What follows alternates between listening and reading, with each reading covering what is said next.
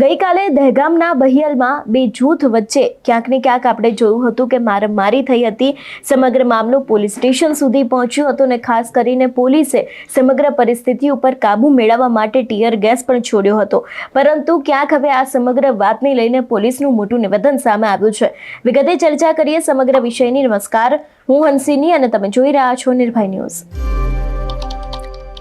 અત્યારે હાલ ગુજરાતના દરેક ખૂણે ક્યાંક નવરાત્રીનો પાવન તહેવાર ઉજવાઈ રહ્યો છે, પરંતુ દહેગામના બહિયલમાં નવરાત્રી દરમિયાન બે જૂથ વચ્ચે પથ્થરમારો થયો હતો અને સોશિયલ મીડિયાના પોસ્ટરને લઈને બે જૂથ વચ્ચે ઘર્ષણ સર્જાયું હતું. ચાલુ ગરબામાં પથ્થરમારો થતા લોકોમાં અફરાતફરીનો માહોલ વ્યાપ્યો હતો અને ખાસ કરીને 15 થી 20 ગાડીઓના કાચ તૂટ્યા. 3 દુકાનમાં આગ લગાવવામાં આવી. પોલીસે ટીયર ગેસના 5 શેલ છોડીને પરિસ્થિતિ ઉપર કાબુ મેળવ્યો હતો અને અત્યારે હાલ સમગ્ર વિસ્તાર છે તેને પોલીસ માં પણ ક્યાંક મૂકવામાં આવ્યું છે. ખાસ કરીને પોલીસે ઘણા બધા લોકો છે એ લોકોની અટકાયત કરી છે અને દહેગામ તાલુકાના બહિયલ ગામમાં ત્રીજા નોરતાની રાત્રે ગરબા ચાલી રહ્યા હતા. તે જ સમયે એક સામાન્ય ઝઘડો છે તેમાંથી ક્યાંક ઘર્ષણ ઊભું થયું હતું તેવી વિગતો સામે આવી હતી અને અંતે હવે ક્યાંક આ દરેક વાતને લઈને પોલીસનું મોટું નિવેદન સામે આવ્યું છે. સૌથી પહેલા તો આ વિષયને લઈને પોલીસે શું કહ્યું સાંભળીએ. સર, ગઈકાલે દહેગામમાં એક હેપનિંગ થયું છે બહિયલ ગામમાં. તપાસ કઈ દિશામાં છે અને બેઝિક કારણ શું હતું? ગઈકાલે રાત્રે લગભગ 11 વાગ્યાની આસપાસ દહેગામ તાલુકાના બહિયલ ગામમાં મુસ્લિમ જ્ઞાતિના લોકો એકઠા થયા અને સૌપ્રથમ તો એક એચ.કે. પટેલના દુકાનમાંથી સામાન બહાર કાઢીને સામાન જલાવવામાં આવ્યું અને પછી આ ટોલા ભેગા થઈને હિન્દુ વિસ્તાર ઉપર પથ્થરમારી કરવામાં આવેલ. આ પથ્થરમારામાં 2-3 લોકોની નાના મોટા ઈજા થઈ અને 2-3 દુકાનો પણ સળગાવવામાં આવેલ.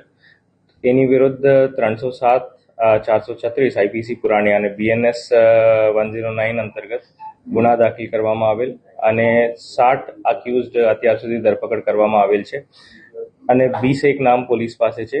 એની ધરપકડ કરવા માટે પોલીસ કાર્યવાહી હાથ ધરવામાં આવેલ. હાલ પરિસ્થિતિ શાંતિ છે. કલ રાત 12 વાગ્યાથી આજ સુધી પોલીસ કાફલા 200 થી ઉપર કાફલા બંદોબસ્તમાં તૈનાત છે. કોઈ સરકારી કચેરીને કઈ નુકસાન થયું એવું કોઈ એક આધાર કચેરી હતી એમાં? આ વિગત મેળવવું પડશે, બટ સરકારી ગાડીઓમાં નુકસાન થઈ. 2 પોલીસ ગાડીને કાચ તોડવામાં આવેલ અને એક ફાયર બ્રિગેડની ગાડીના કાચ તોડવામાં આવેલ અને 2-3 પોલીસ પ્રાઇવેટ વ્હીકલના કાચ પણ તોડવામાં આવેલ છે. અને જેવી રીતે મેં કીધું, કઈ આ પ્રકારની શોપ્સની નુકસાન થઈ અને 2-3 શોપ સળગાવવામાં આવેલ. એક વિષય એવો આવે છે કે આ ઘટનામાં એટલે કે સોશિયલ મીડિયા પર પોસ્ટ મૂક્યા પછી ગરબા ચાલતા હતા અને ગરબામાં જ આ લોકોએ જઈને ત્યાં હુમલો થયો છે. પ્રકારે એક સ્થાનિકે પણ કહ્યું કે 3 ગાડીથી આ લોકો અંદર ઘૂસ્યા હતા. જો ગરબાની આપ વાત કરો છો, પટેલ વિસ્તારમાં ગરબા થતી હતી અને આ દુકાન બહુ નજીક હતા પટેલ વિસ્તારથી.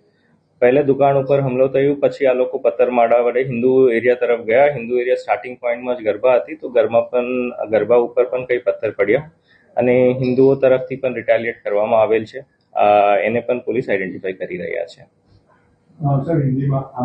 જે પ્રમાણે પોલીસનું નિવેદન સામે આવ્યું છે એ પ્રમાણે ખાસ કરીને અત્યારે હાલ જે પ્રમાણે માહિતી સામે આવી રહી છે એ પ્રમાણે કે રાત્રિના સમયે ગરબા ચાલી રહ્યા હતા, તો બીજી બાજુ બે જૂથ વચ્ચે સામાન્ય બાબતે થયેલો ઝઘડો છે એ હિંસક સ્વરૂપ ધારણ કર્યું હતું ને ટોળા દ્વારા ગરબામાં પથ્થરમારો કરતા નાસભાગ મચી ગઈ હતી. તો બીજી તરફ ટોળા દ્વારા ગામની એક દુકાનમાં શટર તોડીને પણ આગ ચાંપી દેવામાં આવી હતી. બહિયલ ગામમાં જૂથ અથડામણના સમાચાર મળતા ઘટના સ્થળે પહોંચેલી પોલીસ પર પણ હુમલો કરવામાં આવ્યો હતો અને હુમલામાં પોલીસના 2 વાહનોને પણ નુકસાન પહોંચ્યું હતું અને આ સમગ્ર ગામમાં અત્યારે હાલ પોલીસ કાફલો છે તે તૈનાત કરી દેવામાં આવ્યો છે.